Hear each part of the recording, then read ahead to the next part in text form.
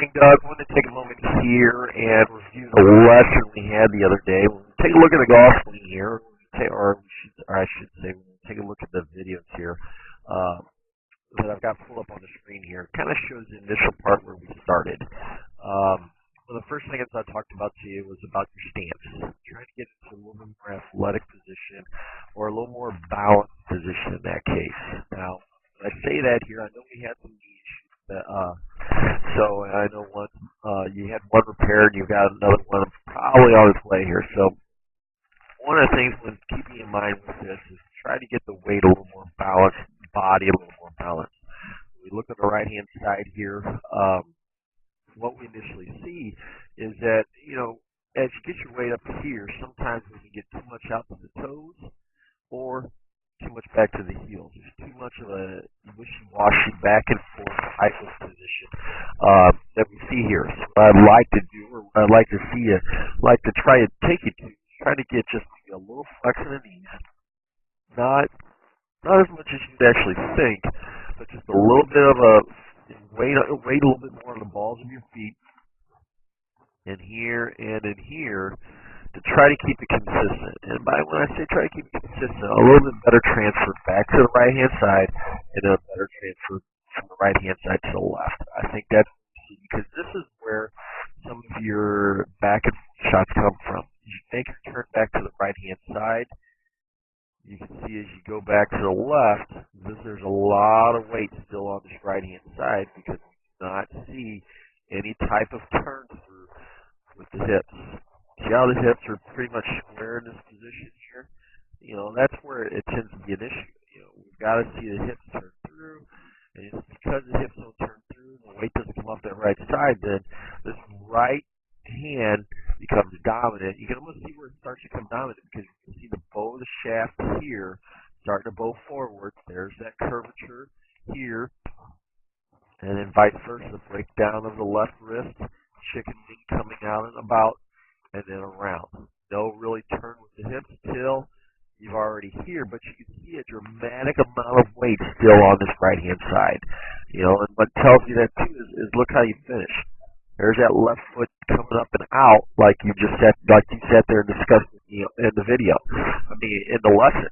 And that's because there's so much weight still on this right hand side, and why this left foot spins out every time or on a bigger occasion. So the biggest part of this, and like I said, of this lesson was getting that weight from the right-hand side to the left-hand side as you swing back here. Another issue, a smaller issue, what I would say, that we kind of did address was right here, and that's with your grip.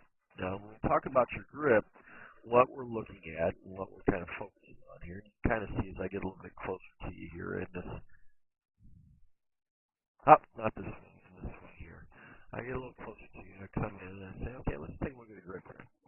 All we really did, I don't mind the right hand. The right hand's in a good position. That left hand, you see how that left hand, how the V of the left hand points up towards your left shoulder. And what do I mean by the V? The V is what is formed by the thumb and index finger of your left hand and or your right hand. And this position here to here, and forms that position point to your left. So initially, when you look at the location, you can see your wrist and you can see your fingers. Those are the things that I don't want you to see. So initially, I want you to be turning that left hand a little bit to the right and get a little bit more of a natural position. So let's go straight to that. Kind of look at just at that position there. I'll get that position pulled right up. Now you can see it's a little bit more effective, but you can see how as I do this to you, that's what I want to see. I want to see this V where we don't see the wrist and we don't see the fingers. Big difference between those two. I want you to see maybe one knuckle, maybe two in that, but in this case here we can see that both hands are aligned the same direction.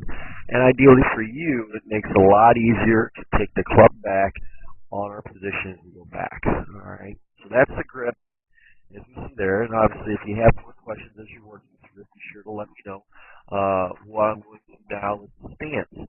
Alright, you see the difference here. We see a little bit more of an upright or a little bit more of a taller stance. And when I say a little bit more of a taller stance, I want to see just, not saying you have to stand straight up, but what I'm wanting to see here is something like this. Let's redo it. Let's erase that. Let's get into here. Here. Here. Here. Alright, so then we're here. Here. And here.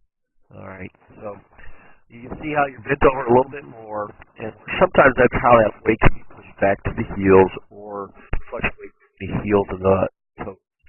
Here I've got everything a little more aligned. These two, basically two angles between the knee and the back are a little bit closer together. You know, we don't see quite the forward lean with the back. Arms are hanging a little more natural. So that's kind of what I keep that weight balanced. You know, the knees aren't flexed that much more than what we see on the right hand side. I mean, on the left hand side, but this is where I like to see a little more time after time and a little more consistency. That way, as you do this, you feel the consistency, one, but also you feel a better weight transfer than what we had over the time before. So let's get to that right there then. All right, so come here, change tools, erase that line there. And this is what initially I showed you here. You know, what I want you to do is I want you to throw the ball with us. I want you to get a playground ball, and all I wanted you to do in a nutshell is I wanted you to feel your body weight turn back and turn over this right shoulder, over this right leg, which a lot of terms means getting this left shoulder to turn back to the chin. The hands come back, and then they turn up. And you notice what letter this kind of looks like. This looks kind of like the letter U, the right side, say, of the letter U. So then as we turn back, let's get you there, come on. We turn back to there.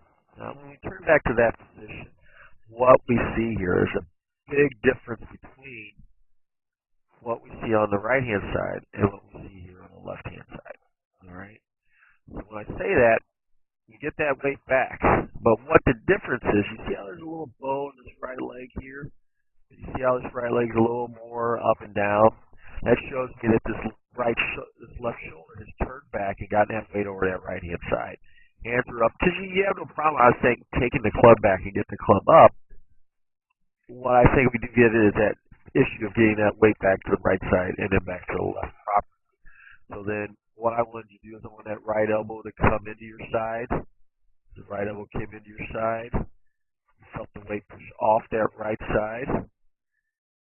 And we feel that weight turning to the left. Now, when we look at that, one of the things you see here, especially right there, let's turn down. See how that left arm stays straight and that right hip turns through? That's all I want you to do. You know, I want you to feel like you're throwing that ball at a target or playing catch. But in the same nutshell, if you didn't throw it, I want you to think of taking it back and up and then back down and through, nice and low through position, going through the left-hand side of the U and then going up. You know, and when I say going through here, lower part and then up, that's what I want you to feel. So there's that lower part. You see the ball start to come out of your hand and then up.